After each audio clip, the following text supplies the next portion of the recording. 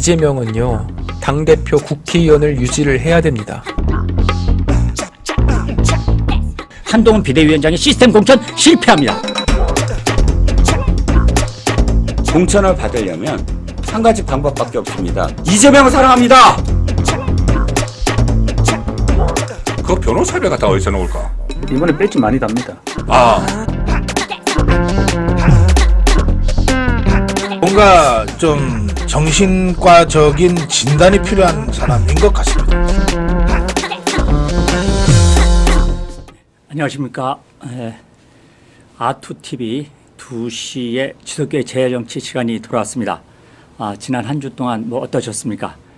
날씨도 일교차가 심하고 아침 저녁으로 감기 걸리기 딱 좋은 날씨입니다. 특별히 건강관리 잘 해주시고요. 특히 또 지금 요새 의사들이 파업한다니까 이 건강 정말 신경 써 주셔야 할 것 같습니다. 지난 한 주 동안 그리고 또 이번 주도 마찬가지로 지금 여야 공천 과정에 있어서 격변하고 있는 것 같습니다. 뭐 정신이 없고요. 이게 도대체 뭐가 어떻게 돌아가는지 하루에도 여러분들도 보신 것처럼 정신이 없을 정도로 정치권이 요동치고 있습니다. 어떤 경우에는 조금 여러분들이 스트레스도 받을 수 있는 이런 또 일들도 벌어지고 또 기분 좋은 일들도 벌어지고 있습니다. 어쨌든 오늘 2시 재야정치에서 여러분들과 함께 지금 격변하고 있는 정치권 뉴스에 대해서 오늘 다룰 토픽 말씀드리겠습니다. 우선 모두 3가지 토픽이 있는데요. 일단 여러분들의 썸네일에서 보셨던 것은요. 2가지만 나와 있지만 3가지 토픽입니다. 하나, 한동훈 공천. 왜 잘하고 있는데 트집 잡는 보수 언론. 이유가 뭔가. 자, 2번째는 고민정 보이콧. 박범계 떴는데 지금 민주당의 친문재인 세력 총공세에 나선 모양입니다. 과연 이 공천 마지막 비명계가 내건 마지노선의 요구사항들 과연 이재명 들어줄까 아닐까 또는 깨질까 결국 민주당 어떨까 이게 2번째 꼭지로 다뤄봤습니다. 마지막 오늘 드디어 지금 민주당이 범민주개혁진보연합이라고 하는 좌파 종북 주사파들의 좌파 정당들이 있는데요. 이 정당 드디어 오늘 당명을 거의 결정을 했습니다. 이 민주개혁진보연합이라고 했던 이 이름 이게 비례정당 이름으로 오늘 더불어민주연합이라고 당명을 정한 것으로 지금 보도가 됐습니다. 오늘입니다. 좌파연합 이 비례정당 가만히 두면 될 건지 또 지금 뜨고 있는 조국정당 이들 간에 같은 점 다른 점 우리 국민들이 눈을 부릅뜨고 이 정당들에 어떻게 대처할지 이렇게 3가지 꼭지로 오늘 여러분과 함께 1시간이 조금 빠듯할 수 있고요. 좀 길어지면 1시간 넘게 그냥 진행할 것 같습니다. 글쎄요. 센슈가 보기엔 3가지 꼭지가 1시간이 조금 넘을 것 같습니다. 여러분들이 양해해 주신다면 조금 넘더라도 알차게 내용을 좀 짚어 나가면 어떨까 합니다. 자, 그러면 오늘 첫 번째 꼭지입니다. 한동훈 공천 투집 담는 보수 언론 왜 들어가겠습니다. 첫 번째 꼭지입니다.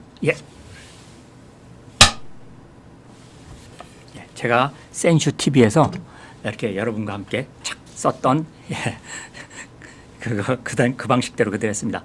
지금 그 화면을 보시면은 아시는 것처럼 지금 우리가 보수 언론하면 보통 조중동이라고 하는데요. 특히 조선일보, 동아일보 이런 데서 저런 식으로 나오고 있습니다. 한동훈 감동 없는 공천 또 조용한 공천 또 갈등도 잡음도 없는 공천 이게 지금 보수 언론 쪽에서 저도 지금 안경을 끼고 눈이 안 좋아서 지금 보고 있는데 여러분도 같이 보시죠. 저 앞에 도대체 이렇게 보도하다 보니까 마찬가지로 좌파 언론들도 이 보수 언론을 따라서 감동 없는 공천이라고 한동훈 비대위원장을 지금 공격하고 나오는데요. 이거에 대해서 센슈가 조목조목 한번 따져볼까 합니다. 어제까지 국민의힘 공천이 계속 마무리되고 있고요. 오늘도 공천 결과들이 공관위에서 계속 발표가 있습니다. 그런데 그 발표에 전체적으로 나오는 얘기는 이겁니다. 아니, 현역들은 대부분 살아남고, 그렇죠? 사지로 가겠다는 현역들은 뭐 대부분 불출마한다든 등 현역들은 살아남고, 원조 윤핵관 4인방들 살아남고, 그다음 강남 친윤 인사들 계속 또 논란이 되고 있고, 더군다나 용산 출신들도 사실상 살아남는 거 아니냐, 이런 이야기들이 지금 나오고 있는 겁니다. 자, 지금부터 조목조목 한번 센슈가 분석을 해보겠습니다. 자, 혁신위 때부터 희생 요란하더니 결국 친윤들 대부분 생활한 거 아니냐, 이런 이야기죠. 자, 우선은 공천 결과를 논리적으로 지금 한동훈 비대위원장이 시스템 공천에 의해서 공천을 쭉 지금 하고 있다고 얘기하고 있죠. 그렇게 얘기하고 있는데 지금 보수 언론들은 이렇게 분석을 하고 있습니다. 그리고 그 결과로 이런 증거들을 내밀고 있죠. 자, 친윤 세력 권선동, 윤한홍, 이철규, 뭐 정점식, 유상범명 공천 확정됐다, 이렇게 얘기하고요. 또 대통령실은 강승규 전 수석, 주진우, 또 이원모 전 비서관 다 공천 확정됐다, 이렇게 얘기하고 있는데요. 자, 제가 하나씩 한번 보겠습니다. 도대체 이게 감동 없는 공천인지 아니면 오히려 조용한 것이 더 감동을 주는 공천인지 한번 보겠습니다. 물론 이렇게 감동 없는 공천, 조용한 공천이라고 하는 것에 대해서 한동훈 비대위원장 이미 어제 이렇게 얘기했습니다. 한동훈 비대위원장, 감동 없는 공천에서 오히려 감동이 없는 것은 내가 잘해서가 아니라 이렇게 험지로 가거나 또는 불출마를 하거나 이렇게 희생하신 중진들 때문에 이렇게 조용한 공천이 된 거다. 그러니까 누가 인위적으로 과거처럼 위에서 낙하산으로 찍어 눌러서 공천이 이렇게 조용하게 된 게 아니라는 의미죠. 조용한 공천의 주체가 낙하산으로 권력의 핵심이 대통령실이나 또는 예전 같으면 당대표가 찍어 누른 게 아니라는 얘기를 어제 논리적으로 얘기했습니다.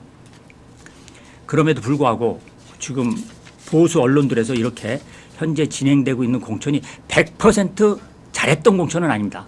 아주 100% 잘한 공천은 아니지만 대부분 시스템 공천에 의해서 원칙과 기준대로 지금 가고 있는 것이거든요. 그중에 한동훈 위원장이 더더욱 기준으로 삼았던 건, 자, 이기는 공천이 제일 중요한 공천입니다. 무엇보다. 두 번째는 국민들이 봤을 때 또 설득력 있는 공천. 그런데 이 설득력이 있는 공천으로 되려면 공천 전 과정의 과정도 그렇고 그 데이터들이 투명해야 되거든요. 그다음에 그것이 주관적으로 누가 마사지를 하는 게 아니라 객관적인 자료들에 의해서 진행돼야 되는 거죠. 자, 이기는 공천, 설득력 있는 공천. 이렇게 자료가 객관적으로 설득력 있고 또 과정이 설득력 있으면 이게 설득이 되는 것이죠. 이게 설득력 있는 공천입니다. 이게 그리고 이러한 과정이 결국 국민에게 감동을 주는 공천입니다. 이렇게 연결되어 있는 건데요.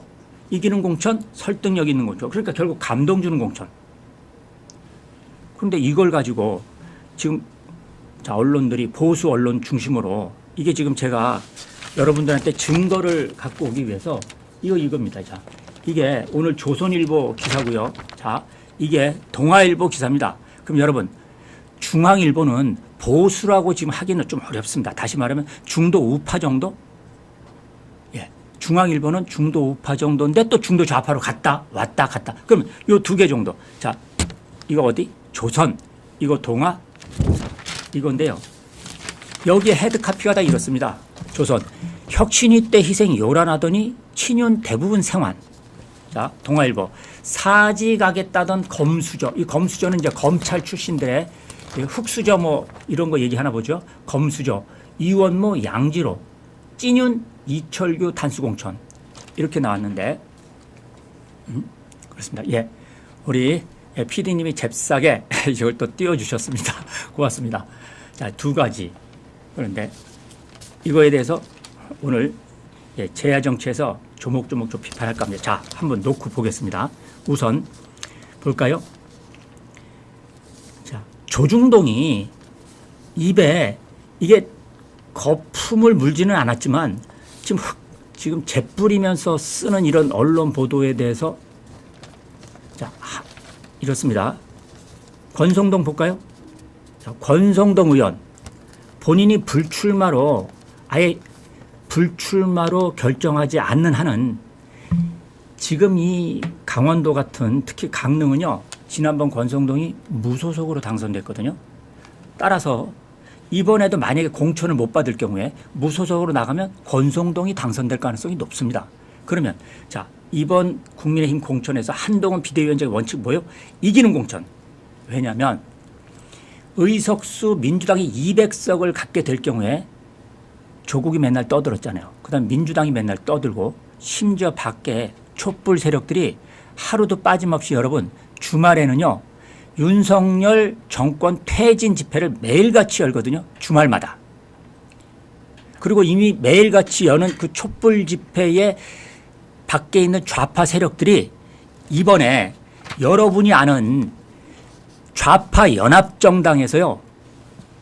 세 세력이 합쳤는데 그 좌파 중에 국민 후보 추천 그게 바로 촛불 밖에 있는 거리 투쟁을 해왔던 그 세력들입니다. 이 세력들이 한 사람이라도 22대 국회에 못 들어가게 만들어야 되잖아요. 200석이 되지 않도록 해야 되잖아요. 그런데 그럼 지는 공천할까요? 이기는 공천하지 않고 좌파들이 200석까지 장악해서 윤석열 대통령을 탄핵으로 몰고 가는 이 구도를 만들어야 되나요? 22대 공천? 제 얘기는 근본적으로 보수 언론이 자유민주 체제를 수호하고 헌법 정신을 지키는 보수 언론이라며요. 그러면 한석이라도 우리 자유우파 국민의힘 내부가 다소 부족한 게 있죠. 자, 권성동 의원 지금은 친윤도 아니고 멀윤이라며요. 권성동 의원이 스스로 해. 나는 이제는 윤핵관이 아니야. 그럼에도 불구하고 엊그저께도 그렇고 계속 좌파들에 대해서 의회에서 잘 싸웠던 사람들이 누구입니까? 권성동 대표적이지 않아요? 이런 권성동이 국회를 들어가야 되나요? 말아야 되나요? 200석을 내줘야 되나요? 200석을 못 만들게 과반 151석을 우리가 차지하기 위해서 한 명이라도 더 이겨야 되나요? 이런 근본적인 문제 제기를 하면서 자 권성동 만약 공천 안 줘. 무소속으로 나가. 그러면요. 권성동이 당선돼요. 그런데 여기는 다른 후보들이 예비 후보들이 등록했어도 압도적으로 권성동 이 지금 의원을 이길 수가 없습니다. 경선에서. 애초에 국민의힘이 제시했던 공천의 기본 룰이 있는데요. 그 룰에 타 후보와 20% 이상 차이가 나면은요. 경선 안 하고 단수 공천으로 간다. 자, 그러면 그 룰에 맞춰서 권성동을 공천해야 할까요? 아니면 룰이 나왔는데도 그걸 어기고 경선을 가야 될까요? 조선일보 동아일보에 묻습니다. 자, 두 번째.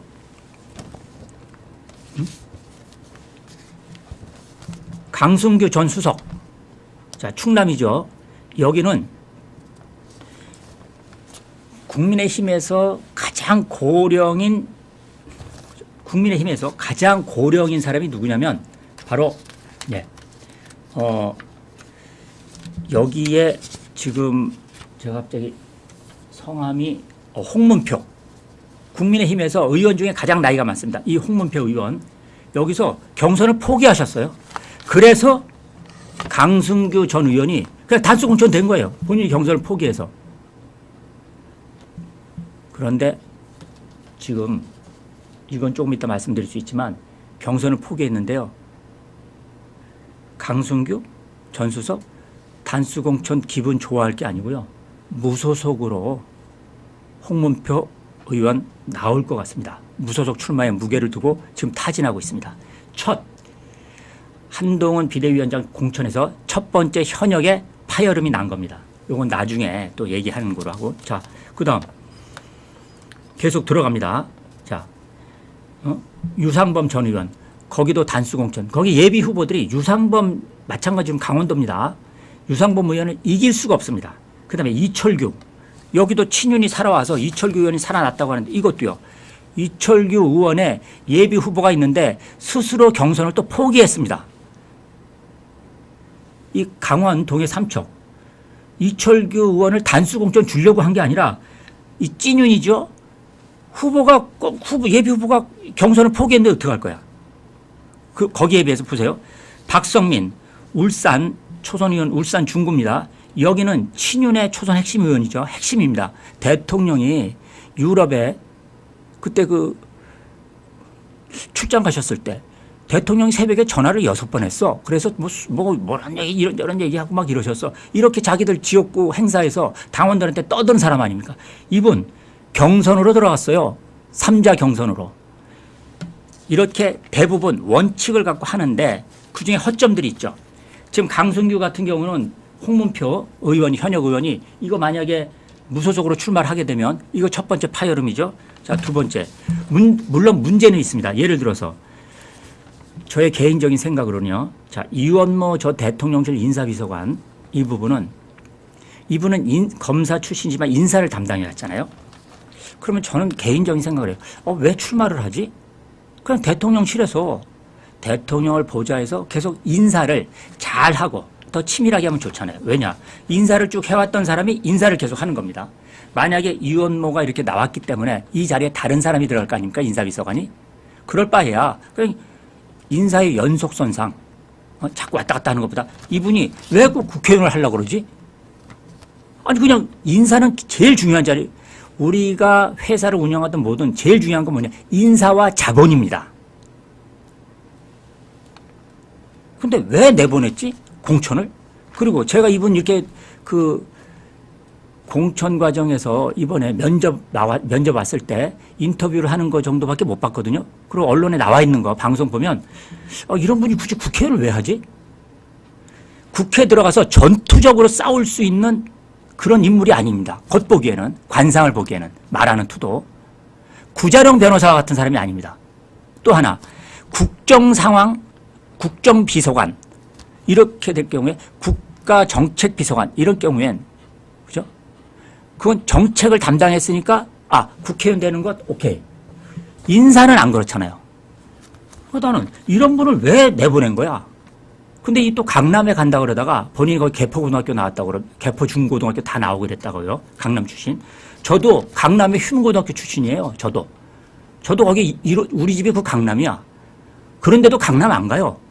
근데 이분이 용인으로 갔습니다. 근데 용인 갑은 여기는 내리 국민의힘이 당선된 양지거든요. 용인 중에서. 용인이 다 양지는 아닙니다. 근데 여기다 배치했어. 그것도 단수공천으로.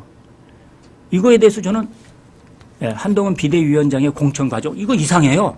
그런데 얘기로는 데이터 시스템을 하니까 다른 후보들하고 경쟁력, 여론조사를 돌렸더니 경쟁력에서 자 대통령실 인사비서관 유원모 그다음에 예비후보 예비후보 전 도의원 땡땡땡 그다음 예비후보 용인 전 시의원 땡땡땡 이렇게 여론조사를 돌렸더니 유원모 이 대통령 인사비서관이 압도적이라는 거예요. 그래서 단수공천 줬다는 거예요. 그럼 오케이. 그러면 인정할 수밖에 없죠. 인사비서관이라고 공천 못 받나요? 좋다 이거야. 그런데 그럼 해필이면 거기 양지를 갔냐고. 거길 다른 데로 보내지. 더 험지로. 이걸 제가 문제제기. 이렇게 문제제기를 하면은 내가 조중동 이 보수 언론의 문제제기에 제가 동의를 하는데 이게 아니라 전반적으로 한동훈 비대위원장의 공천 과정에서 뭔가 희생한다고 요란하더니 대부분 살아 돌아왔다. 이거 가짜뉴스 아니에요? 어떻게 살아 돌아왔는지 과정을 설명해야 되잖아요. 이런 식으로 보수 언론이 나서서 한동훈 비대위원장 쪽에 근거 없는 거 아닌가? 이거에 대해 더군다나 보세요. 지금 대통령실 출신 중에는요. 50여 명이 나왔는데요. 대부분 생활한 사람이 없습니다. 거의 다 경선에서 패배하고 경선에서 잘리고 다 패배하고 나왔습니다. 대통령실 행정관들 살아남은 사람이요. 내가 알기로는 경북 경산에 이 전 대통령실 행정관 하나 여자 조지연 여자가 살아남는데 여기도 경북 경산이면 무소속으로 박근혜 대통령 때 부총리를 했던 그분 계시죠? 그분이 여기 무소속으로 나가고 현직에 있는 우리 국민의힘 현직 의원이 이 불출마를 선언하는 바람에 이 조지현 대통령 행정관으로 하고 붙게 된 겁니다. 그러니까 현역이 불출마 선언을 한 거죠. 대부분 지금 경선에서 다 패배하고 있습니다. 이런데 그래서 지금 제가 문제 제기한 이원모 지금 인사비서관 하나 제가 하고 또 하나 주진우 대통령실의 법률비서관도 이분도 왜 국회의원 하려고 그러는 거지? 지금 국민의힘의 법조인 출신이 막 세고 셌잖아요. 구자룡도 그렇고. 그런데 이분도 법률비서, 이분도 해운대갑, 여기도 양지 중에 양지죠. 여기 하태경이 그만둬. 여기도 일로 갔어요. 이 왕비서관이라고 했던 분이죠. 여기도 왜 일로 갔지? 근데 문제는 이 예비 후보들과 경선을 여론조사에서 압도적이라는 거예요. 어쨌든. 그래서 오늘 제야 정치에서 말씀드린 건 보수 언론에서 이렇게 한동훈 비대위원장이 이번 공천을 두고 조용한 공천 또 감동 없는 공천 이게 아니라 사실상 중진 중에서 불출마했던 분들 또 험지로 가겠다고 하는 이런 분들의 기본적인 희생이 있는 거고 두 번째 약 52명인가 4명의 대통령실 출신들이 지금 전부 다 거의 다 아웃되고 살아남은 사람이 거의 몇 사람 안 되는 거거든요. 양적으로나 다만 질적으로 지금 이원모와 주진우가 지금 문제가 되는 겁니다. 그것도 저도 좀 이상하다. 그런데 데이터로 워낙 거기 그러면 이원모 주진우가 간 그 자리에 너무나 큰 너무 예비 후보들과의 큰 차이가 났기 때문에 그래서 어쩔 수가 없다. 일부 동의. 하지만 이원모를 왜 용인으로 보냈죠? 그거는 문제 제기를 하는 겁니다. 자, 따라서 이제 대표적으로 양지 중에 양지는 서울의 강남 서초입니다. 강남, 그 다음에 서초, 또 하나 TK입니다. 여기 텃밭 중에 텃밭을 어제 한동훈 비대위원장, 장동영 사무총장이 말했습니다. 국민 추천제를 검토하고 있다고 합니다. 아니 이렇게 민주당에서 한 적이 있나요? 지금 있는 후보들을 두고 오히려 더 국민들 눈높이에 또 국민 여러분들이 추천을 해 주십시오. 그런 분들을 우리가 추천하겠다. 왜? 거기는 들어가면 보통 100%는 아니지만 거의 당선이 확실시 되니까요. 장동영 사무총장 우세지역 공천과 관련해서 지금 국민 추천제를 검토하고 있다고 발표를 했고 특히 여당세가 강세진 지역이니까 여러분도 알다시피 보수 언론들도 이렇게 얘기하는 것처럼 낙하산 공천 할 것 같지요? 안 하고 국민 추천제를 한다고 했습니다. 이런 부분에 대해서 근거 없는, 그러니까 근거가 일부 있는 것, 대다수 근거 없는 이런 식으로 하면 가짜 뉴스를 퍼뜨리는 거 아닌가요? 보수 언론이? 여기에 대해서 오늘 제야 정치에서 정식으로 문제 제기를 하는 겁니다. 특정 언론사를 떠나서. 자, 정확하게 합리적이고 객관적인 공천 결과를 가지고 분석해서 언론을 내야지. 신문 팔아먹으려고 하는 거야? 아니면 뭐 언론에서 인터넷에서 클릭률 높이려고 하는 거야? 이거에 대해서 오늘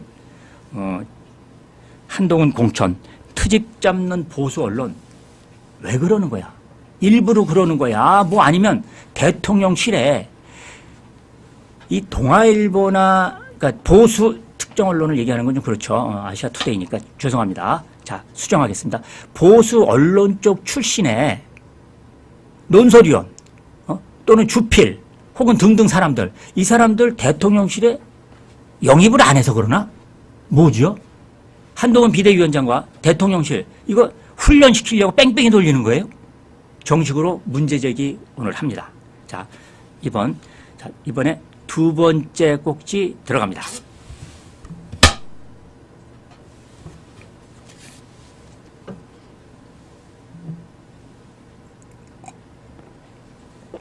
고민정 보이콧에 박범계 떴다.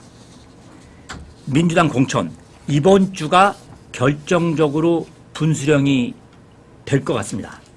이번 주입니다. 이제 더 이상 총선 43일을 남겨뒀는데요. 자, 오늘 민주당 결국 쪼개질까 두 동강 날까 요거는 좀 차분하게 여러분에게 하나하나 좀 분석을 해드리겠습니다. 자, 민주당 공천 지금 갈등이 갈수록 격화되는 수준을 이제 넘어섰습니다. 이제 마지막이라고 생각한 친문계가 대대적으로 움직이고 있는데요. 두 사람이 움직이고 있었죠. 하나, 최고위원회 회의에 들어갈 수 있는 사람이 지금 고민정 하나 하고요. 홍익표 원내대표입니다. 두 사람 말고는 친문계들은 지금 다 나갔죠. 예. 다 그만두거나 나갔습니다. 송갑석 의원 나갔죠. 여기에 자, 홍익표 원내대표가 문재인과 이재명의 갈등을 조정하기 위해서 조정 카드를 내걸었죠. 카드를 냈습니다. 하나는 정체불명의 여론조사 이거 빼자. 자, 두 번째는 김우영 강원도당위원장인데요. 지금 사표도 안 낸 강원도당위원장입니다. 친명 중에 친명. 이자가 민주당의 서울 은평구 경선에 참여했는데 이거 빼자. 요겁니다.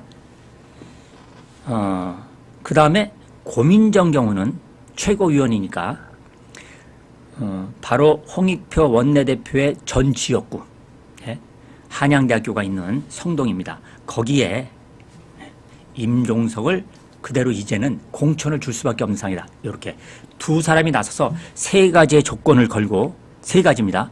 타협을 시도했는데 타협이 안 된 거죠.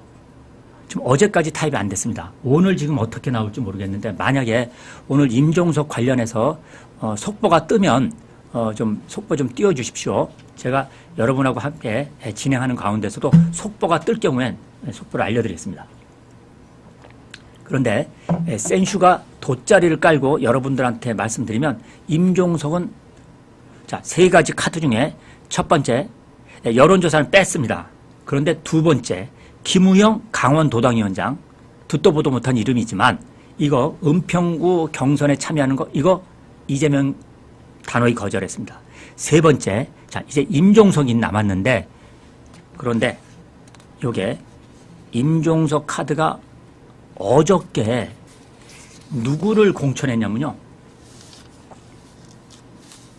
이광재를 분당 안철수 의원 있는 분당갑에 이광재를 공천했습니다. 이광재 하면 여러분 친노 친문 세력이라고 아시죠? 센슈가 보기엔 이광재를 공천하고 임종석을 쳤다. 이렇게 보는 겁니다. 즉 이들이 고민정과 홍익표가 제기하고 있는 지금 타협안이 타협책입니다. 세 가지. 예. 나머지 들어줄 만한 것만 대충 들어주고 어차피 여론조사 업체를 빼더라도요. 그게 여론조사 업체가 4군데가 조사하는 건데 보통 3-4군데가 조사하는 건데요. 조사해서 평균을 내는 겁니다. 그러면 정체불명의 여론조사 업체가 빠지더라도 나머지 3개 가지고요. 그 데이터가 바뀔 수가 없습니다. 그러니까 경선 결과가 바뀔 수가 없기 때문에 끝나는 겁니다. 지금 속보가 떴나요? 자, 민주 중성동갑의 전현희 전략공천 드디어 거보세요. 자, 전현희가 전략공천 됐고요. 임종석 결국 컷오프 나왔죠? 거보십시오. 지금 속보입니다. 예, 오늘 또 한 번 그렇죠. 오늘 또 한 번 돗자리 깐 게 요즘에 깔 때마다 다 100% 그대로 돗자리가 다 맞네요. 정확하게. 야, 이거 어쩌면 하나라도 좀 틀리는 게 있으면 좋은데 어쩌면 이렇게 다 하지? 계속 갑니다. 이제 사실상 고민정 보이콧 박범계 떴던 거는요. 박범계가 지금 심사위원장으로 다시 들어온 거는 사실상 문재인 세력의 타협안과 협상책을 거절한 겁니다. 박범계를 딱 집어넣은 거는. 자, 이제 비명계가 내건 요구사항. 자, 뇌관 중에 뇌관 임종석 오늘 날라갔습니다. 그 다음 또 하나 남았습니다, 여러분. 임종석은 한 전대협 3기 의장인데요. 지금 또 하나 누가 있죠? 구로의 이인영 전대협 1기 의장입니다. 사실은 임종석이 부각돼서 그런데 이인영도 전대협 1기 의장, 이인영도 뇌관 중에 사실 뇌관입니다. 자, 임종석 날라갔고 전현이 떴습니다. 그러면 이인영한테 공천 주느냐? 이거 이인영도 날라갈 것 같은데요. 사실은 운동권의 정통성으로 보고 또 상징성으로 보면요. 이인영이 더 임종석보다 상징성이 있는 겁니다. 그런데 왜 임종석이 떴느냐? 임수경을 보냈기 때문에 북한에. 가자 북으라고 임수경을 북한에 보냈잖아요. 그게 임종석이거든. 그래서 임종석인데 이인영이 더 정통성이 있습니다. 자, 나머지 두 번째. 지금 문재인 대통령을 그냥 씹고 친문계 내부에서 이들만은 절대로 공천 안 된다. 이게 누가 있죠? 두 사람이 있습니다. 자, 이현주와 추미애 전 장관. 이들을 어떻게 하느냐. 지금 문재인 세력 내부에서는 이 두 사람을 추미애 공천 안 돼. 이현주 더더욱 안 돼. 문재인 전 대통령에 대해서 거품을 물고 개거품을 물고 나온 게 이현주 아닙니까? 이를 다시 받아서 또 공천을 준다? 지금 문재인 입장에서는 뚜껑이 이게 머리가 열리는 이 상황이죠. 이것도 뇌관 중에 사실은 뇌관입니다. 겉으로 크게 부각되지 않았지만요. 지금 양산에서는 문재인이 이 둘만큼은 절대로 안 돼. 계속 이게 바로 홍익표와 고민정을 통해서 보이지 않게 계속 뒤로 요구하고 있는 건데, 자, 추미애와 이현주 공천을 줄까? 공천을 안 줄까? 이거 남는 겁니다. 그런데 추미애 공천 줄 것 같죠? 그래서 이현주도 경기 광명으로 또 얘기가 나오는데 어쨌든 요것도 사실은 공식적으로 활발하게 논의되지 않지만 뇌관 중에 뇌관이고요. 자, 이제 임종석 날리면서 원래 이재명 대표가 할 수 있는 길은 그렇습니다. 지금까지 도대체 이런 공천 왜 하는 거야? 이거 지겠다고 작정을 하는 공천이거든요. 그러니까 자, 이렇게 지겠다고 작정을 한 공천, 이러면 무조건 국민의힘에 패배하는 겁니다. 알면서 쭉쭉 나가니까 지금 민주당 내부에서 친문계든 또는 과거 동교동 세력도 전부 다 당황하고 있는 거예요. 이걸 왜 이러지? 이거는 그다음 제가 잠깐 얘기하기로 하고, 자, 이런 공천이 계속 이렇게 나갈 거냐? 자, 이재명의 입장에선 이렇게 계속 나갈 거냐? 두 번째, 적당히 임종석 공천 주고 추미애와 이현주 정도는 공천을 안 주든지 정 준다면 저기 험지로 보내든지 이런 정도를 하게 되면 하는 정도로 적당히 타협을 하고, 그다음에 임종석과 이인영 이런 정도 살려내고 이러면서 타협할 거냐? 이게 타협책이죠. 마지막 얄짤없어. 아까 직진, 그다음에 이 타협, 이걸 봤더니 연일 민주당의 여론조사의 지지율이 계속 하락하고 있습니다. 우리가 좌파 여론조사 기관이 여러 개가 있는데 그중에 좌파 쪽에 여론조사 기관이 리얼미터 매주 나오죠. 그 리얼미터 여론조사를 보면, 그러니까 우파 쪽 여론조사나 중도 성향의 여론조사 기관 말고요. 아주 좌파 중에 좌파인 김어준의 여론조사, 여론의 꽃, 이거 빼고 리얼미터 정도는 직접 전화조사 방송이 아니고, 그죠? ARS 방식이지만 꾸준히 이 리얼미터 여론조사 보면 처음으로 2월, 지금 이제 2월 마지막인데 2월 넷째 주에 리얼미터의 쭉 여론조사 추이로 처음으로 지난 2월 둘째 주와 셋째 주 사이를 넘어서서 지금 민주당과 국민의힘 여론조사가 지금 데드 크로스가 된 겁니다. 예? 골든 크로스가 아니고요. 그러니까 국민의 입장에선 골든 크로스, 민주당의 입장에선 데드 크로스. 민주당이 계속 이 좌파 여론조사 기관에서도 우세했는데 처음으로 여론조사가 셋째 주에서 넷째 주 사이에 지금 이제 오늘 2월 27일이니까 거꾸로 이미 뒤집혔습니다. 처음으로 정당 지지도가. 이러니까 지금 민주당 내부에서도 상당히, 특히 수도권에서는, 수도권 전체 지역구에서는 이게 비상이 걸린 겁니다. 왜냐하면 사실상 100표 이내로도 이게 당락이 결정되는 게 수도권이고 1000표는 말할 것도 없고요. 1000표는 큰 표 차이입니다. 수도권에서 1000표, 2000표는 큰 표 차이입니다. 민주당 지지율이 계속 떨어지고 있고요. 이런 상태에서 계속 직진해도 되는 거야? 이게 바로 지금 수도권에 나가는 민주당 의원들의, 그러니까 후보들의 고민인 거죠. 여기는 당연히 찐명도 있고 친명도 있는 거죠. 이 경우에 뒤늦게 이재명이 전략적으로 일부 문재인 세력대 요구사항을 들어주고 타협할 수 있는 것 아니냐? 이런 정도도 나올 수가 있는 거죠. 이게 지금 민주당과 관련해서 민주당이 쪼개지나 아니면은 어느 정도 타협책으로 갈 거냐, 이게 남는 겁니다. 가장 중요한 지지율. 그런데 방금 속보에 여러분들이 봤듯이 저도 지금 지금 본 겁니다. 전략공관위에서 지금 결과가 발표된 건데요. 이 국민의힘과 다르게 민주당은 공천 관련한 조직이 3군데가 있습니다. 국민의힘은 공관위 하나, 여기서 모든 걸 결정합니다. 다만 비상대책위원회 비대위에서 문제가 되는 것은 다시 논의해서 바꿀 수가 있습니다. 사실상은 하나지만 공관이. 그런데 민주당에서는 공천과 관련한 것이 세 군데가 이제 개입을 하고 있는데 오늘은 여러분이 알고 있는 그냥 공관위가 아니라 전략공관이라고 따로 있습니다. 여기에서 임종석을 날리고 오늘 컷오프 시키고 지금 그쪽에 전현희를 배치한 겁니다.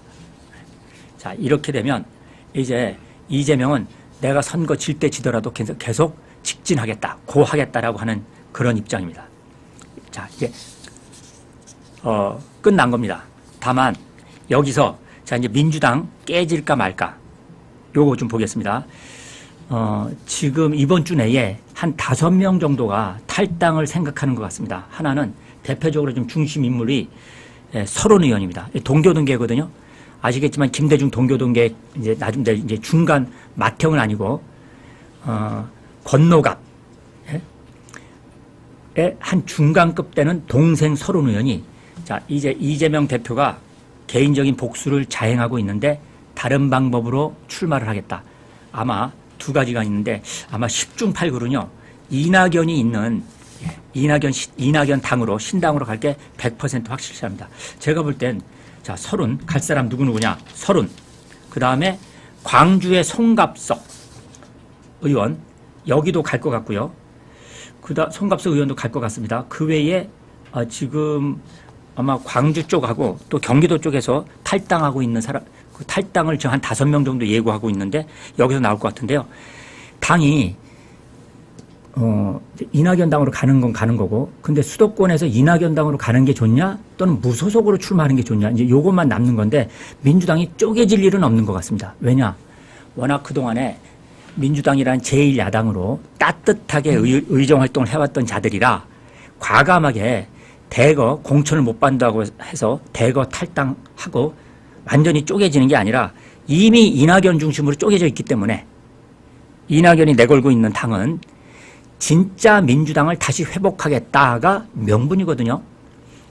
국민의힘과 민주당의 양대 거대 정당의 횡포에서 우리가 다당제를 통해서 새로운 당, 이런 건강한 당을 만들겠다, 이 목소리를 내겠다가 그것도 있지만 더 중요한 건 이재명 아래서 진짜 민주당, 정통 민주당이 망가졌으니까 우리가 새로 회복할 거야. 어떻게?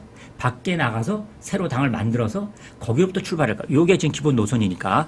그래서 오늘 비명 행사에 고민정 보이콧, 또 홍익표, 나름대로 반란.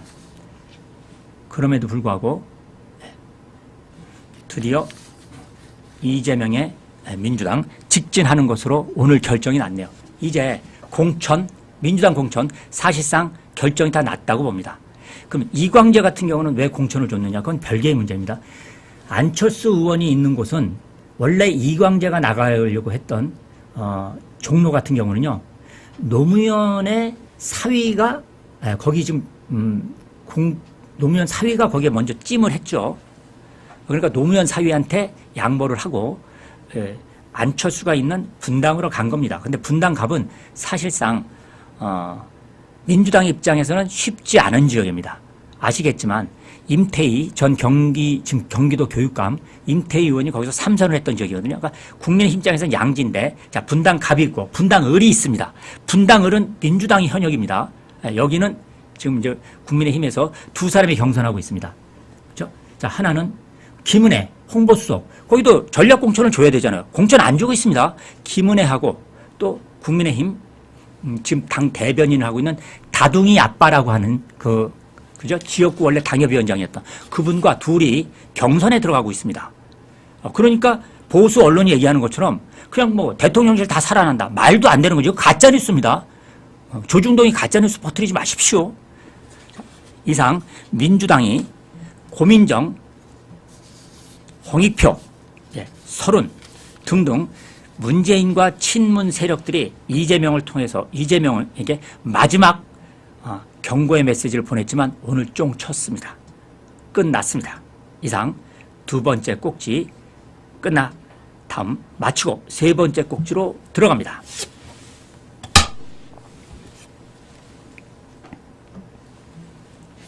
자, 마지막은요. 이 좌파 연합 비례정당과 조국 정당인데, 자, 요거 이제 띄워놓은 상태에서 잠깐 요거 내려주시고요. 죄송합니다. 잠깐만 내려주시고, 추가로, 그러면 이재명이 왜 이렇게까지 지금 리얼미터 쪽 좌파 여론조사 기관이 이미 민주당이 꺾이고 국민의힘이 여론조사에서 앞선 정도로까지 나왔는데 왜 이재명이 이러는가에 대한 진짜 목적은 센슈에서 여러분에게 말씀을 드렸지만 아투TV에서는 제대로 말씀을 안 드렸기 때문에 들어오신 분들을 위해서 특별히 말씀드리겠습니다. 자, 이재명이 도대체 왜 이러느냐. 요거 조금 제가 추가 설명하고 세 번째 꼭지로 넘어갈게요. 뭐냐. 이재명은요. 한마디로 이렇습니다. 민주당이 이번 총선에서 민주당이 다수당이 돼도 내가 당권 못 잡으면 이긴 선거가 아니야. 또 민주당이 이번 총선에서 져도 내가 당권 잡으면 이번에 이긴 선거야. 이게 이재명의 속셈입니다. 뭐냐? 가만히 보니까 세 번째 꼭지로 이 좌파 연합 비례정당하고 이재명이 타협을 했잖아요. 이들과. 아니 좌파 연합 정당, 밖에 있는 좌파 세력이나 종북주사파, 광우병 세력과 손을 잡았는데 그런데 문재인 세력과는 거세를 시켰거든요. 문재인은 숙청하고 좌파하고 손잡고 이 좌파는 좌파인데 둘이 근데 조금 색깔이 다릅니다. 이따가 설명드리겠지만 되게 이상하죠. 여기는 치고 여기는 잡고 이거는요. 민주당이 제1당이 안 돼도 좋다. 이재명 생각입니다. 자, 두 번째. 심지어 100석이 돼도 좋다. 무슨 얘기냐면 여기에 손잡은 자, 밖에 있는 주사파 세력. 이거는 광우병 세력, 세월호 세력, 그죠? 또 이태원 세력. 이들은요. 원내에 있는 종북 주사파들이 아니라 원 밖에 있는 거리에 있는 종북 주사파입니다. 이들은 거기에서 한마디로 얘기하면 좌파 시민 좌파 진지를 구축하고 있습니다. 시민단체 좌파 진지. 자, 보세요. 시민단체 좌파 진지는 밖에 있는 세력. 그 다음에 국회 내 좌파 진지는 민주당. 그런데 국회 내에 있는 좌파 진지 민주당 안에는 또 사실은 이재명이 소수파고 문재인이 원래 다수파였잖아요. 지금은 역전이 됐지만. 그런데 자, 의회 내에 있는 국회 좌파 진지 내에 있는 문재인 세력은 언제든지 이재명을 치고 다시 자기들이 다수파가 되기 위한 계략과 전술을 꾸미고 있는 세력이니까 이거는 난리고 그 다음 좌파 진지로 밖에 있는 세력들은 권력을 갖는 의회 내로 들어올 염려가 없잖아요. 거기 와서 대선 주자를 하겠습니까? 아니면 당대표를 하겠습니까? 불가능한 얘기죠. 세월호 세력, 광우병 세력, 박근혜 탄핵 세력들이 밖에 있는 세력들이 국회 내에서 이재명을 위협해서 당대표한다? 불가능한 거거든요. 자, 당대표에서나 또는 대권에 있어서나 나를 권력으로서 위협하지 않는 밖의 세력은 손잡고 위협하는 세력은 다 쳐내는 게 이재명의 생각이죠. 자, 그러면 왜 굳이 밖에 있는 세력은 이렇게까지 끌어안느냐? 방금 그런 차원에서 뭐냐? 밖에 있는 세력은 얼마나 유용하고 활용하기 좋고 꿀단지 같은 거냐면요. 박근혜 대통령이 탄핵이 될 때 처음에 어떻게 시작했습니까? 민주당이 이걸 주도하지 않았어요. 밖에 있는 촛불 세력들, 광우병 세력들, 즉 이명박 대통령 때도 마찬가지고 1980년대 이래로 이 30여 년을 거쳐오면서 우리 사회 곳곳에 뿌리 내렸던 이 좌파 세력들이 그 노조는 민노총이고요. 학교는 전교조고요. 또 여러분 사는 도 특히 마포을 있죠. 정청래가 사는 마포 지역은 거기 성미산이라고 또 산이 있습니다. 마포 지역은 서울 안에서도요. 대표적으로 이 좌파 시민단체들이 곳곳에 뿌리 내려서 아주 모범적인 좌파 시민단체 진지 동네입니다. 뭐로? 예를 들어서 볼게요.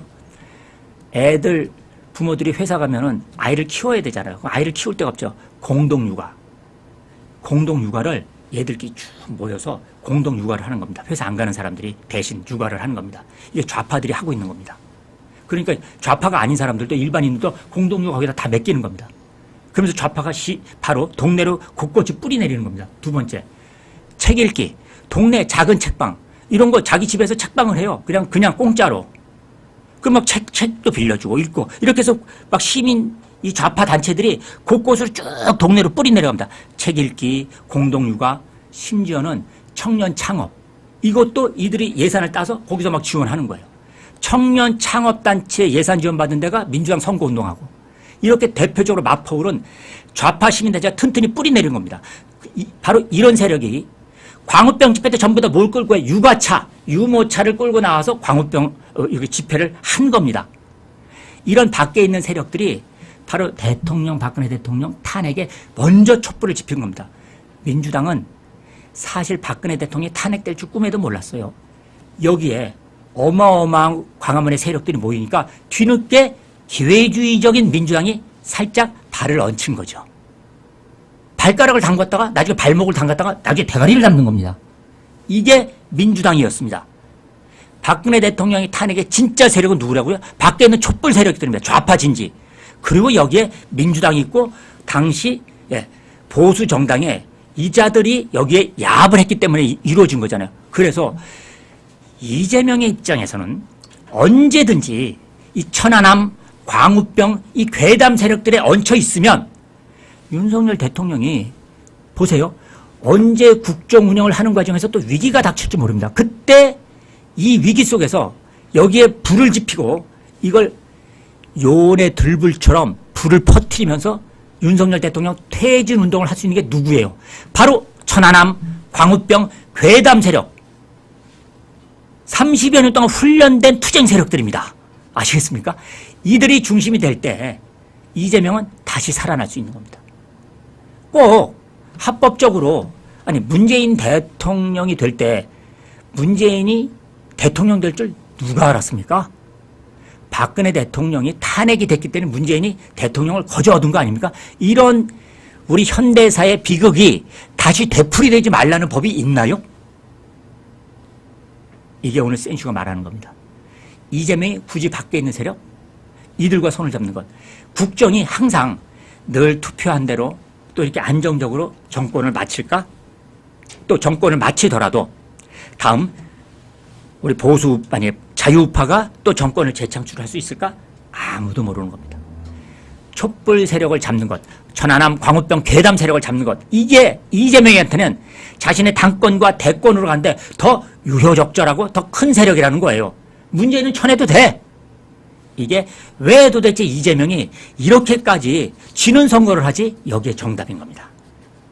이게 오늘 여러분들한테 정확하게 고민정 보이콧, 그 다음에 여기서 홍익표가 반란을 일으켜? 뭐 서른이 탈당을 해? 택도 없는, 다 나가. 그러니 문재인이 속은 겁니다.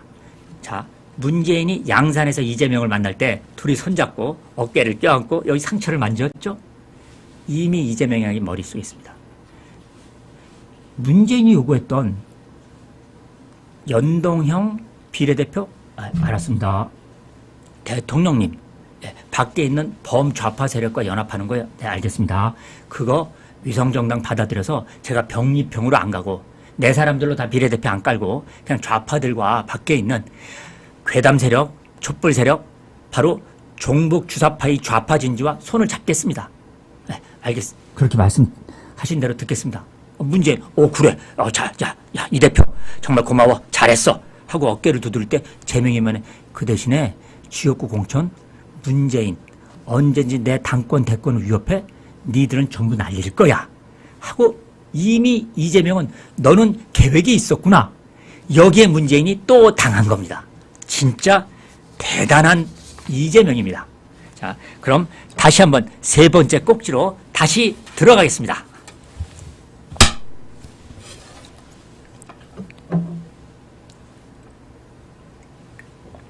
자, 이 화면 계속 띄워주십시오.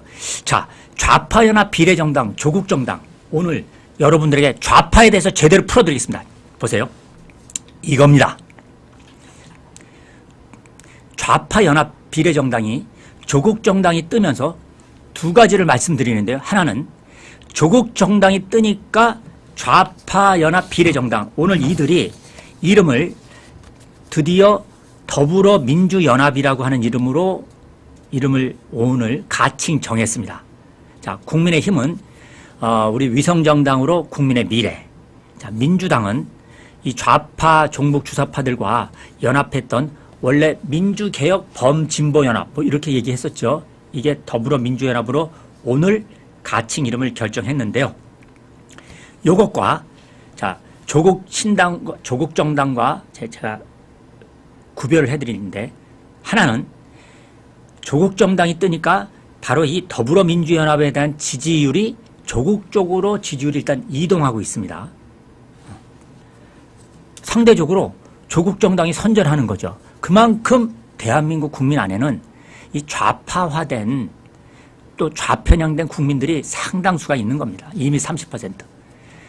80년대 이래로 이게 이 좌파 대통령이 김대중, 중도 좌파지요. 자, 노무현 좌파입니다. 자, 문재인, 또 문재인은 이제는 노무현보다 문재인은 정말 86 운동권과 완전히 동맹체로 더 좌파인 문재인 3명의 대통령을 배출했고, 자, 그 다음에 이번에는 또 다수당으로 민주당이 또 제1당이 됐고, 이런 과정에 이제 대한민국 국민들은요, 여러분들 스스로 이 나라가 왜 이래 이러지 마시고요. 이미 좌파된 국민들이 30%가 넘는다. 이렇게 보시면 됩니다. 똘똘 뭉친 좌파들 완전히 어딜 가나 이건 흔들리지도 않는 것. 이거 9% 돼. 28에서 9% 똘똘 뭉친 겁니다. 이건 어디 가지 않고, 그 다음에 상황이 돈 주고 포퓰리즘이 확산되면 한 30, 한 5%로 또 좌파가 좀 늘어나요.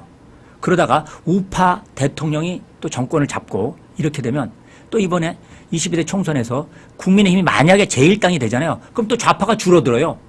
그러면 또 우파가 좀 더 늘어나. 이렇게 이미 세상이 됐으니까 그렇게 알고 대한민국이 이제 옛날에 박정희 대통령 때 대한민국이 아니다. 이렇게 생각하고 사시는 게 마음 편하고 속 편하고 스트레스 안 받는 일입니다. 자, 그렇게 될 때 지금 바로 이 좌파연합 비례정당과 조국정당은 노선과 색깔이 다릅니다. 그런데 제가 두 번째 얘기할 거는 이 둘이 누가 돼도 결국 22대 국회에 들어오면 둘이 하나의 정당이다. 이렇게 생각하시면 되는 겁니다. 둘 다 똑같은 좌파다. 범좌파다.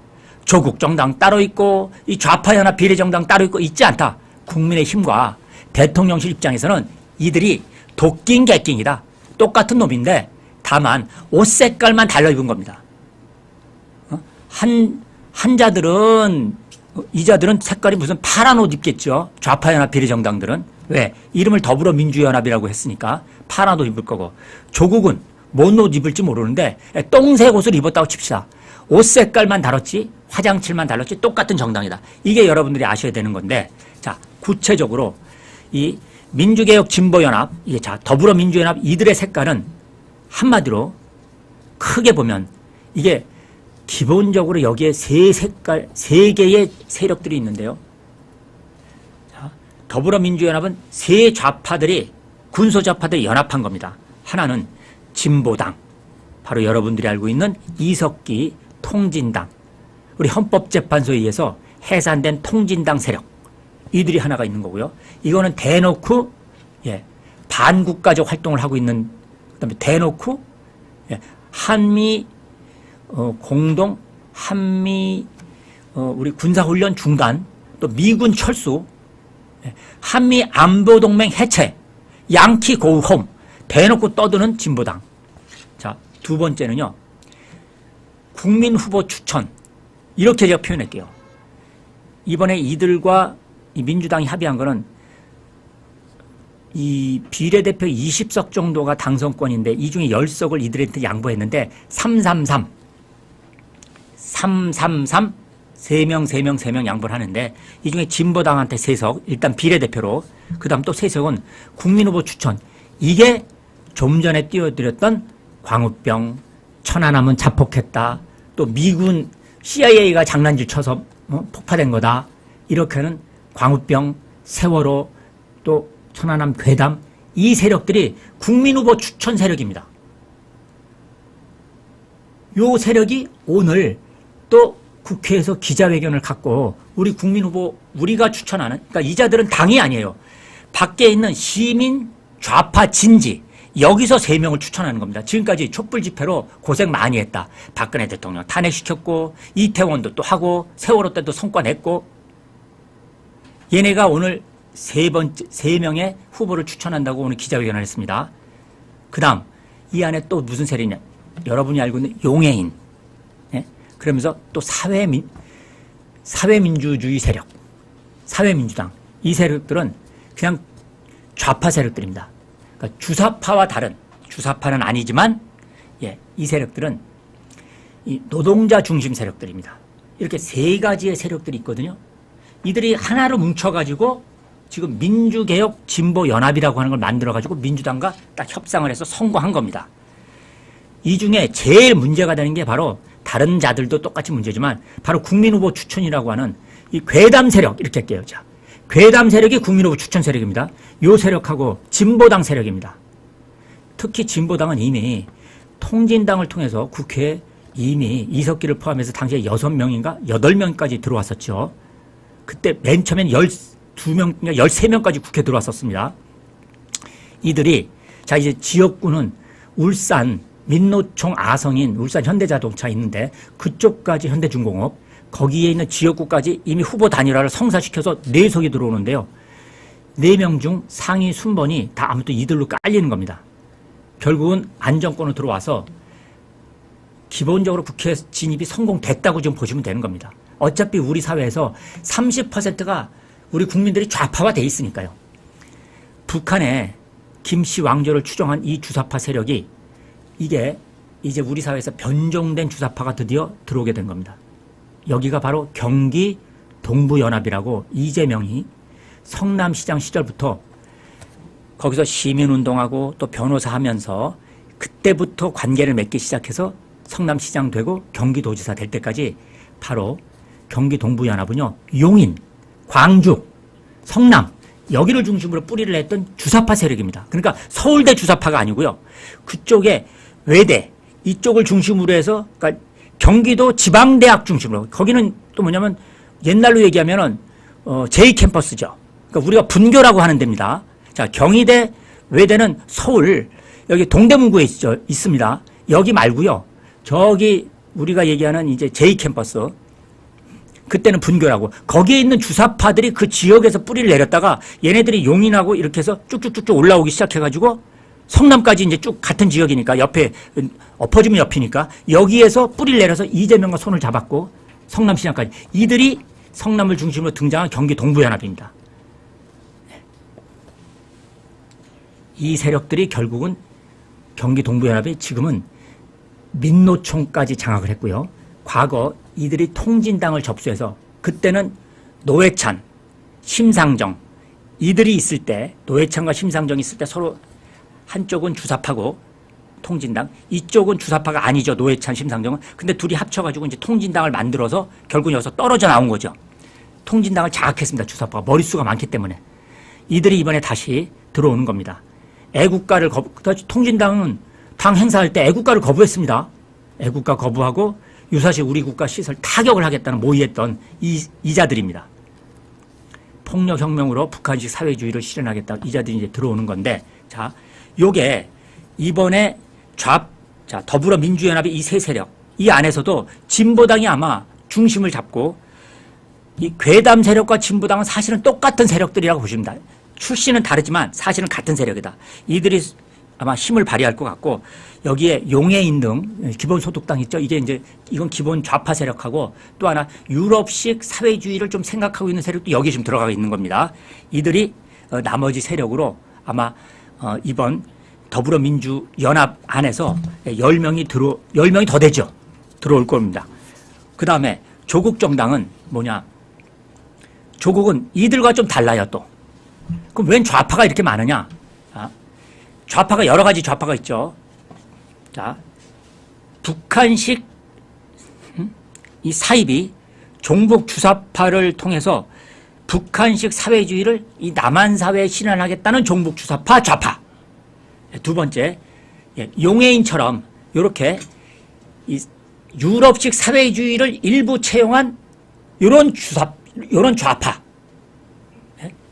다음 세 번째, 여전히 마르크스 레닌주의라고 하는 걸 통해서 이제는 볼세비키적 혁명을 추진하는데 지금은 폭력혁명은 우리가 할 수가 없어. 그러니까 그냥 남한 사회의 이 체제 내에서 가능한 합법적 방식으로 권력을 뒤집을 거야. 권력을 접수할 거야. 하는 그냥 좌파 세력. 이건 볼세비키 세력입니다. 원래 이 러시아 사회주의 세력인데 이 세력이 이제는 혁명으로 폭력으로 혁명이 안 되니까 그냥 체제 내에서 그냥 하겠다. 그러니까 이거는 나름대로는 남한 사회의 헌법은 인정하겠다 하는 정도 수준이죠. 어쨌든 이런 세력 이게 세 가지가 있습니다. 그러니까 그다음에 또 하나가 있죠. 용해인 세력 안에 뭐냐면 신좌파. 신좌파는 뭐냐? 사회주의는 사회주의 세력인데 그 안에도 우리는 좌파지만 주로 환경운동, 기후변화, 여성주의, 또 성소수자들, 이 성소수자, 이들을 상대로 우리는 운동을 할 거야. 이것도 좌파에 들어갑니다. 이걸 신좌파. 이렇게 좌파 세력이 4개의 세력이 있는 겁니다. 하나, 둘, 셋, 넷. 4개의 좌파 세력이 있습니다. 그러면 국민의힘에 들어와 있는 여러분이 얘기하는 만약에 일부 우리 보수 내부에서 국민의힘에도 좌파가 있는 거야? 그럼 우리 국민의힘 내부에는 요 4개의 좌파 중에 어떤 좌파가 있을까요? 여러분 생각에는. 어떤 좌파?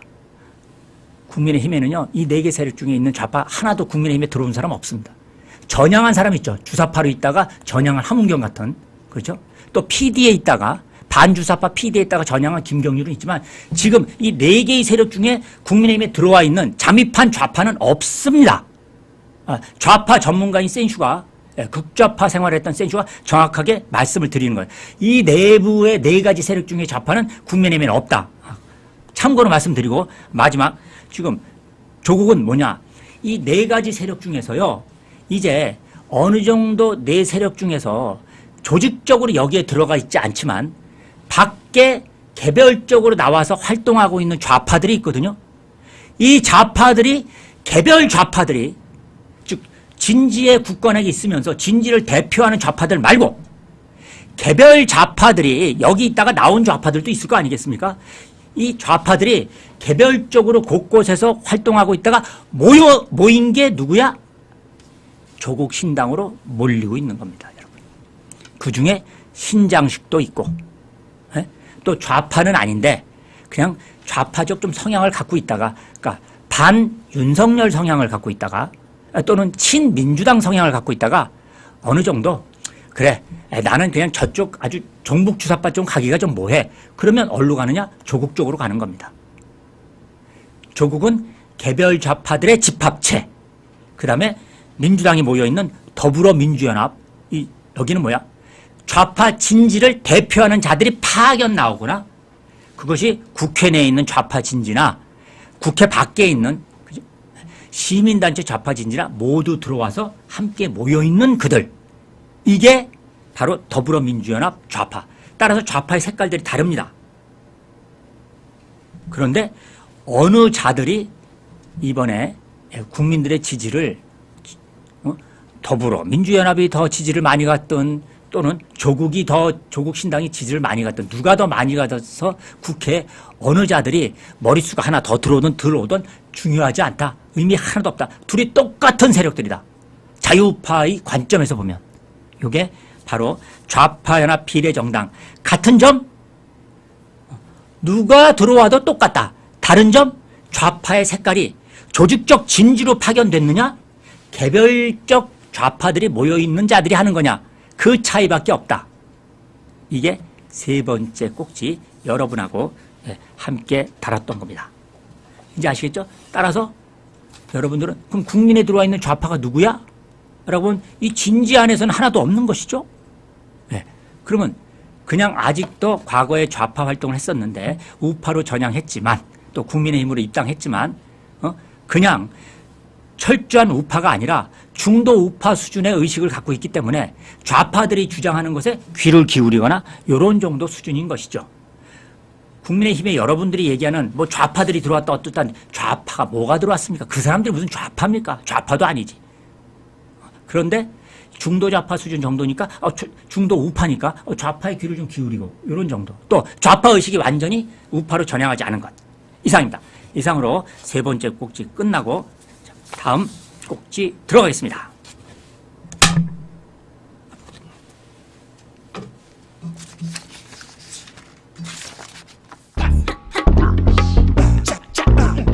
이재명은요, 당대표 국회의원을 유지를 해야 됩니다.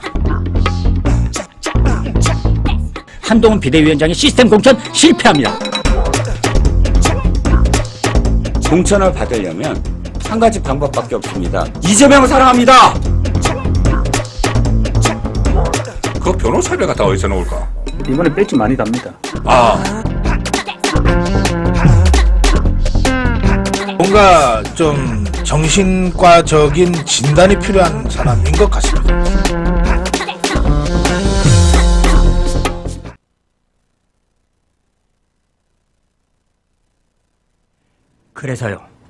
그래서 오늘 아시아투데이 사설을 보면 민주 탈당파 건전야당 만드는데 헌신해야, 이거 굉장히 중요한 사설입니다. 그래서 지금 이재명의 민주당으로는 이미 종북 주사파와 밖에 있는 좌파 진지와 한몸이 된 민주당입니다. 이제 정통 민주당은 사라졌습니다. 센슈 지석계 오늘 제야정치에서 단호하게 규정합니다. 기존의 민주당 이제 사라졌습니다. 이 종북 주사파들과 함께해서 이제 이들과 연합한 민주당 끝난 겁니다. 이거는 지난번 21대 총선에서 있었던 민주당과 또 다른 겁니다. 따라서 민주당을 탈당하고 있는 탈당파, 정말 건전야당 만드는데 헌신해야 되는 겁니다. 사설, 그래서 이렇게 보는 겁니다. 민주 탈당파 건전야당 만드는데 헌신해야. 그래서 여러분들의 이제 과제가, 탈당파가 중요한 과제를 갖는 겁니다. 이제 공천 수습 불가 상황으로 치닫고 있습니다. 그렇죠? 자, 오늘 날짜로 최고위원회에서 공천 파동 논의했는데 결론은 시스템 공천에 의해서 하고 있다라고 했고요. 이제 비명 행사, 이재명 사천, 친명 본선, 비명 경선, 이 논란, 이런 것도 다 끝났습니다. 자, 서른 의원이 집단 탈당 예고에 당이 혼란에 빠진 모양이지만 오늘 아까 보도로서 이제 쫑친 겁니다. 서른 의원, 총선에 나는 출마한다. 탈당을 결심했다는 얘기입니다. 서른 의원은 당에 저와 같이 생각하는 분이 몇 분 있다. 이 5명 정도 있습니다. 현재 당에 대한 마지막 충성심이 남아 결단을 못하고 있는 분들이 상당히 많다. 탈당을 결심한 분이 몇 분 있다고 했는데 이렇게 말했는데요. 탈당이 이어진다는 뜻입니다. 가는 건 이낙연의 이제 새로운 미래로 가겠죠. 바로 새로운 미래, 여러분들이 건전야당 만드는데 이제 힘써야 되는 겁니다. 자, 사설은 하위 20% 통보받은 광주의 송갑석 의원도 있고요. 여기도 마찬가지로 공천에서 배제해서 반발했다고 지금 하고 있는 거고요. 또 이번에 동작, 우리 나경원 의원 지역구, 거기도 이수진 의원이 탈당을 했습니다. 조정식, 지금 시흥에서 조정식 사무총장, 시흥이 지역구죠. 여기도 불출마를 권유받고 반발한다는 얘기도 들립니다. 여긴 또 왜 들리느냐? 자, 이재명이 이렇습니다. 자, 친 이낙연계 쳤고, 그 다음 비명계 쳤습니다. 그 다음 뭐야? 친명계도 쳤습니다. 뭐만 남냐? 찐명만 남고 다 치는 겁니다, 지금. 나는 안 당하겠지 하다가 다 당하고 있는 겁니다. 그런데, 자, 조정식도 당하는 겁니다. 조정식도 원래 친 이재명계가 아니었으니까요. 자, 이렇습니다. 공천 갈등으로 민주당 의원들이 이낙연 신당 등으로 옮겨가겠지만 친명계, 막말파, 좌파 등이 국회 진출의 가능성은 더 커졌습니다. 이제 이 대표와 방탄국회, 입법폭주, 정부 발목 잡기에 개념 없이 동조한 것을 이제라도 반성하고 이 제대로 된 야당을 만드는데 헌신적 노력을 보여주기 바란다라고 사설은 이재명의 민주당에게 제대로 된 건전야당으로 돌아오라고 촉구하고 있지만 방금 센슈가 논평했듯이 불가능한 겁니다. 이제 앞으로의 이재명 당은 그냥 종북정당, 4글자, 정통야당 혹은 그러니까 진짜 민주당, 이게 아니고요. 이제는 종북야당 민주당. 자, 7자입니다. 종북야당 민주당, 이렇게 가면 끝나는 겁니다. 자, 다음 2번째 사설, 의료 시스템 붕괴 절대 안 된다. 들어갑니다. 자, 아시아투데이 사설입니다. 자, 의대 증원 반발로 이제 촉발된 의료 파업이 일주일을 넘기면서 중증 환자의 수술이 기약 없이 미뤄지는 등 의료 시스템이 기능을 잃고 있어 심히 우려됩니다. 이 대통령도 국민이 아플 때, 제때 제대로 된 치료를 받도록 하는 것이 복지의 핵심이고 국가의 헌법상 책무라고 밝혔는데요.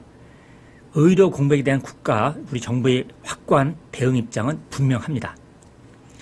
자, 이제 의료계는 지금 당장 병원으로 복귀해 환자를 돌봐야 합니다. 이게 의료 윤리에도 맞습니다.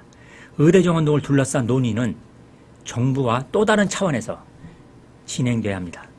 정부가 파업 주동자는 물론 배우까지 부추기는 사람까지 구속수사를 원칙으로 강경하게 대응한다는 입장이기 때문에 자칫 많은 시간과 공을 들인 의료인들이 회복 불가능한 치명타를 입는 것은 아닐까 우려되기도 합니다.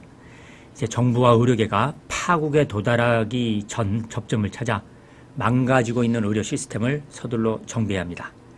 의료계는 현실적으로 이를 수용하고 요구사항에 대해서는 선의료, 현장 복귀, 후 입장 표명 등의 순서를 밟는 게 합리적이고 마땅합니다.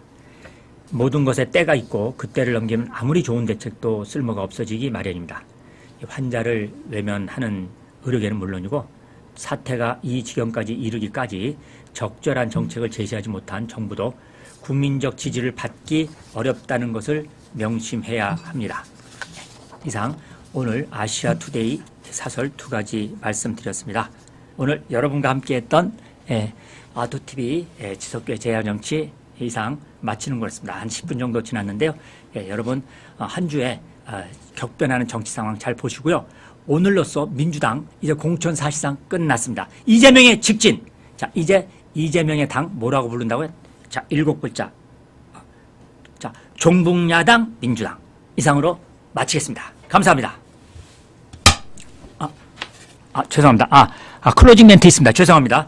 클로징 멘트 있습니다. 왜냐면 3월 달부터 아투TV가 죄송합니다. 낮이 아니고요. 밤으로 옮기는 거 이미 들으셨죠? 지난주부터 우리 주필님께서 설명했는데요. 3월 4일 월요일부터입니다. 저녁 8시입니다. 저녁 8시니까 더 편하게 방송할 수 있습니다. 저도 이 낮 시간에 이렇게 빼기가 욕먹고 이게 자꾸 여기 회사에서 나올 때 욕먹고 그렇게 나오거든요. 예, 저녁 8시로 바뀌니까 시청자 여러분들의 많은 관심을 부탁드리겠습니다. 다음 주, 자, 3월 4일 월요일부터 몇 시라고요? 저녁 8시입니다. 이때는, 저녁 8시는 저도 이 호르몬이 왕성하게 분비되기 때문에 더 좋은 방송으로 여러분들과 만나겠습니다. 죄송합니다. 진짜 마치겠습니다. 2시에 지석규 제야정치 오늘로써 마지막 방송입니다. 시간으로는요, 8시로 옮기겠습니다. 이상, 제야정치 마치겠습니다. 감사합니다.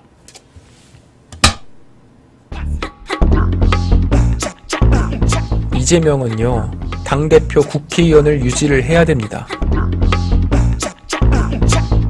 한동훈 비대위원장의 시스템 공천 실패합니다. 공천을 받으려면 한 가지 방법밖에 없습니다. 이재명을 사랑합니다. 그 변호사비가 다 어디서 나올까? 이번에 뺄지 많이 답니다. 뭔가 좀 정신과적인 진단이 필요한 사람인 것 같습니다.